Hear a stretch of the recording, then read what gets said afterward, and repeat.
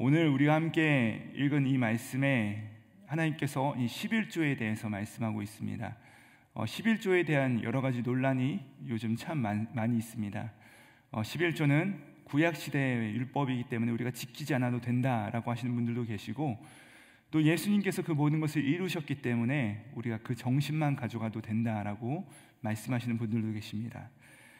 그러나 오늘 우리가 이 신명기 말씀을 대하여 볼 때 그 11조는 우리가 어쩌면 네고시에이션하는, 우리가 어쩌면 논쟁하는 그런 주제가 아니라 하나님께서 그 말씀하신 그대로 우리가 따라야 되는, 하나님께서 우리 가운데 주신 소중한 하나님의 뜻인 줄 믿습니다. 오늘 우리가 이 말씀을 살펴보면서 그 하나님의 뜻을 헤아리고 그분의 마음을 우리가 헤아릴 수 있는 귀한 시간이 되기를 주님의 이름으로 축복드립니다. 본래 이 말씀을 받는 이스라엘 백성들은 어떤 자들이었습니까? 애굽 땅에서 노예되었던 자들이었죠. 이들에게는 자기 것이라 주장할 수 있는 것이 하나도 없었습니다. 심지어는 자기의 몸이나 자기의 이 몸으로 할 수 있는 그 노동력조차도 자기에게 돌아오는 것이 아니라 자기를 귀속하고 있는 자에게로 속한 자가 바로 이 노예들인 것이죠. 그 애굽 땅에서 대우도 받지 못하고 자유도 누리지 못하던 사람들, 이 노예들을 하나님께서 선택하셔서 하나님의 약속의 땅으로 이들을 이끌어내신 것입니다. 자, 그리고 이제 이 신명기는 그 약속의 땅에 들어가기 직전에 하나님께서 주신 원리와 그 가르침이 담겨져 있는 책입니다. 그 땅에 들어가서 하나님께서 노예되었던 이스라엘 백성들에게 땅을 주시겠다라고 약속을 하신 것입니다. 분깃이라고 표현되어 있는데 이스라엘의 12지파 중 11지파에게 하나님께서 땅을 주시겠다라고 하신 것입니다.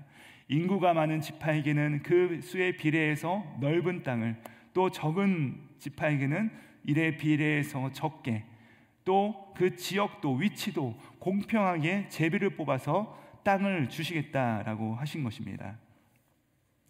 그런데 이스라엘 중에서 12지파가 있지만 단 한 지파가 그 땅을 기업으로 분배받지 못한 지파가 있었습니다. 바로 레위 지파이죠. 레위 지파. 레위 지파는 광야에서부터 이 하나님께서 이들을 성별하여서 하나님의 성막을 관리하고 이스라엘의 제사를 도와주는, 그 집례하는 지파였습니다. 근데 이 사역은요, 아주 고도의 집중력과 또 마음가짐과 분별된 그런 모습이 필요했기 때문에 하나님께서는요, 레위 사람들에게 땅을 주시지 않으셨습니다. 그들에게 땅을 분배하지 않으셨죠. 그들을 못 믿은 것이 아닙니다. 그들을 못 믿은 것이 아니라 그들이 농사를 짓거나 가축을 기름에 있어서 더 집중해야 할 일이 있었기 때문에 이들을 풀타임으로 사역하게 하신 것이죠. 그러면 이들이 분깃이 없는데 그 약속의 땅에 들어가게 되면 이들이 무엇으로 먹고 살아야 되는가? 하나님께서 이스라엘 백성들에게 레위기 27장이나 혹은 그 여타의 제사에 대한 관련된 말씀 가운데 이렇게 말씀하셨어요. 땅을 분배받은 11지파는 내가 그 땅 가운데 넉넉하고 풍성하게 소산을 줄 터이니 그 땅에서 나는 것을 거둘 때 10번째 중에 하나, 그러니까 10분의 1을 떼어서 그것을 내가 너에게 덧붙여 준 것이니 너희가 그것을 여호와의 것으로 분별하라 라고 말씀하셨다는 것입니다. 그러니까 원래 너의 것이 아니었는데 여호와께 들으라가 아니라는 것이에요. 제가 왜 이스라엘이 노예 생활을 했던 자들이라고 그 처음부터 말씀드렸냐면, 우리가 순서대로 보지 않으면 모든 것이 엉켜버립니다.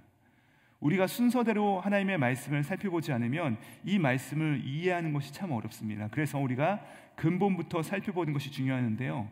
그러니까 하나님께서 이 11조 말씀을 하실 때 본래 네 것인데 네 것 중에서 하나님께 세금 내듯이 10분의 1을 드려라. 종교 생활하려면 10분의 1 정도는 세금처럼 드려야지 하면서 이것을 내라 라고 하신 것이 아니라는 것입니다. 우리 것이 하나도 없어요. 너희 것이 하나도 없다는 것입니다. 이스라엘 것이 하나도 없습니다. 이스라엘이 돈 주고 그 땅을 산 것이 아니죠. 이스라엘이 자기의 힘으로 그 땅을 차지한 것이 아닙니다. 하나님과 거래해서 그들이 그 땅을 받은 것이 아니죠. 거저 받은 것입니다. 거저받은 것이에요. 게다가 거저받았으니까 10분의 1을 다오가 아니라는 것입니다. 분명히 하나님께서 풍족하게 너희가 그 땅에 들어가면 풍성하게 주신다고 약속하셨어요.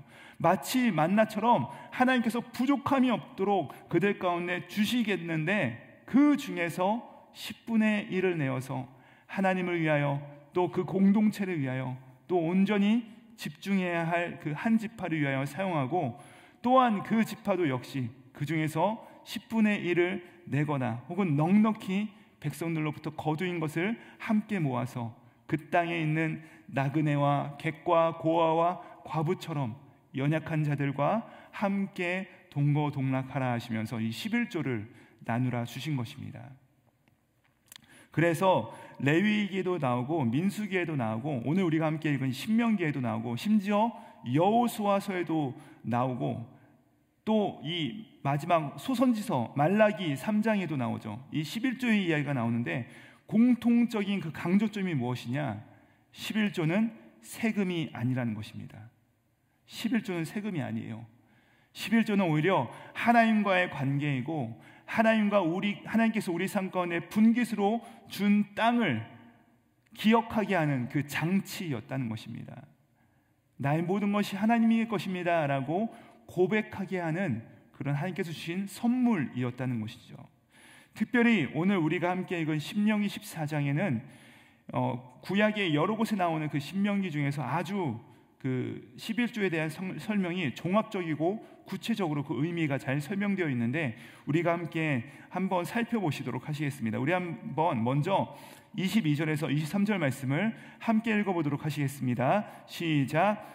너는 마땅히 매년 토지 소산의 11조를 드릴 것이며 내 하나님 여호와 앞 곧 여호와께서 그의 이름을 두시려고 택하신 곳에서 내 곡식과 포도주와 기름의 11조를 먹이며 또 내 소와 양의 처음 난 것을 먹고 내 하나님 여호와 경외하기를 항상 배울 것이니라. 여러분 여기서 22절에 보시면요 우리가 주목해야 될 단어가 나옵니다. 뭐라고 하고 있습니까? 너는 마땅히 여러분 11조는요 마땅히 드려야 한다는 것이죠. 마땅히. 이것은 해도 되고 안 해도 된다는 것이 아니라는 것입니다. 이 제도가 필요하냐 필요하지 않냐 유효하냐 유효하지 않냐라고 논쟁할 대상이 아니라는 것입니다. 우리 하나님께서 뭐라고 말씀하십니까? 마땅히 드릴 것이며 하나님께서 주신 그것도 풍성하게 주신 풍족하게 주신 애초에 너의 것이 없는 그 땅에서 그 메마른 땅에서 이른 비와 늦은 비와 어제 우리 사랑하는 담임 목사님을 통하여서 우리가 들은 바처럼 이슬을 통하여서 정말 풍성한 소출을 얻게 하시고 너에게 주신 그 소유 가운데 마땅히 하나님께 이것을 드려야 한다라고 오늘 하나님께서 말씀하고 계시다는 사실입니다. 또한 23절에 보니까 내 하나님 여호와 앞에서 드려야 한다라고 하십니다. 그러니까 우리가 이 11조를 하나님께 올려드릴 때 사람을 의식해서는 안 된다는 것이죠. 또한 나도 의식해서는 안 된다는 것입니다. 이것은 여호와 앞에서 드려야 된다는 것입니다. 사도행전을 보시면요 헌물과 관련해서 아주 불행한 이야기가 나오죠. 여러분 잘 아시는 이 아나니와 삽비라라는 인물이 등장하지 않습니까? 이들은 구브로 출신이었던 이 바나바라고 하는 그 레위인이 예수님을 만나고 나서 그의 공적인 사명을 발견하고 나서 이 레위인이 다시 한번 그 말씀을 보니까 본래 구약 역사 때부터 자신은 땅을 소유하며 안 되는 사람인데 본인이 땅이 가지고 있다는 것을 발견하게 된 것입니다. 그래서 이 사람이요 갑자기 자신의 땅을 팔아서 하나님께 바치게 됩니다. 저는 지금 모든 사람이 예수 믿으면 땅을 팔아야 된다는 말씀 드리는 것이 아닙니다. 이 분깃과 소명이 다른 것이죠. 근데 하나님께서 그의 마음에 이런 마음을 주셔가지고 그가 그의 땅을 팔아서 하나님께 모든 것을 다 바칩니다. 자, 그러니까 그것을 옆에서 보고 있었던 아나니아와 삽비라가 그것을 보고 자기의 땅을 팔아서 절반은 감추고 절반은 하나님께 드리죠. 이렇게 거짓말하다가 어떤 일을 당합니까? 우리가 잘 아시듯이 참 어려움을 당하지 않습니까? 그러니까 무슨 말입니까? 하나님께 올려드릴 때 사람을 의식해서는 안 된다는 것입니다. 심지어 나도 의식해서는 안 된다는 것이죠. 우리가 어떤 것을 하나님께 올려드릴 때 하나님만을 바라보고 하나님 앞에 드려야 된다라고 말씀하시는 것입니다. 또 우리 23절에 이어서 보시니까 그의 이름을 두려고 택하신 곳에 가서 너의 처음 난 것, 그러니까 11조를 하나님께 항상 드려야 될 것이다 라고 하시면서 23절 끝에 가면은 이렇게 말씀하시는데, 이렇게 함으로 내 하나님 여호와 앞에서 뭐 하기를 항상 배울 것이다 라고 말씀하시냐면, 여호와 하나님 앞에 경외하기를 항상 배울 것이다 라고 말씀하십니다. 여러분, 이것이 참으로 중요합니다. 우리가요 11조 생활을 통하여서 우리 영혼에 맺히는 그 열매가 무엇이냐? 바로 하나님을 경외하기를 배울 수 있게 된다는 것입니다. 11조가 담고 있는 경건의 습관은 무엇이냐? 내 것이 아닌 것, 내 것과 내 것이 아닌 것을 구별할 수 있는 지혜가 생긴다는 것이에요. 물론요, 엄밀하게 따지면 나에게 있는 이 모든 것이 다 하나님의 것 아니겠습니까? 내 것이 하나도 없죠. 원래 애굽에서 노예 생활하던 자들에게 자기 것이라 주장할 수 있는 것이 무엇이 있겠습니까? 그런데 그럼에도 불구하고 하나님께서 참 은혜로 내 것이 없는 사람들에게 너의 것이다 라고 관리하라 주신 것, 그 밭을 갈고 소출을 먹도록 분깃을 주신 것인데, 내가 그 땅 가운데 풍성하게 줄 것이야 라고 하시면서 그 중에서 그 일부를 거두어 나에게 주지 않으련이라고, 바치지 않으련이라고 말씀하신 것입니다. 그래서 우리가 거두어서 이 모든 것이 내 것이 아니야, 하나님께서 내게 풍족하게 주신 것이야 라고 하면서 내 것과 하나님의 것을 구별하여서 올려드릴 때, 아, 이것은 내 것이 아니지, 하나님의 것이지, 주인이 계시지, 나의 삶의 주인이 나와 함께 하시지, 내 지갑에 있다고, 내 통장에 있다고 다 내 것이 아니지, 이것을 기억하는 것이 바로 이 하나님 경외하기를 배우는 것, 즉 11조를 통해서 우리 영혼에 맺히는 열매라는 것입니다. 하나님께서 11조를 주신 것은요, 노예된 백성들에게 그 땅의 소출로 말미암아 또다시 그 소유에 매이지 않고 소유에 함몰되지 않고 우리가 하나님의 것임을 기억하게 하는, 하나님만을 경외하게 하기 위하여서 우리 가운데 허락하신 것이라는 것이죠.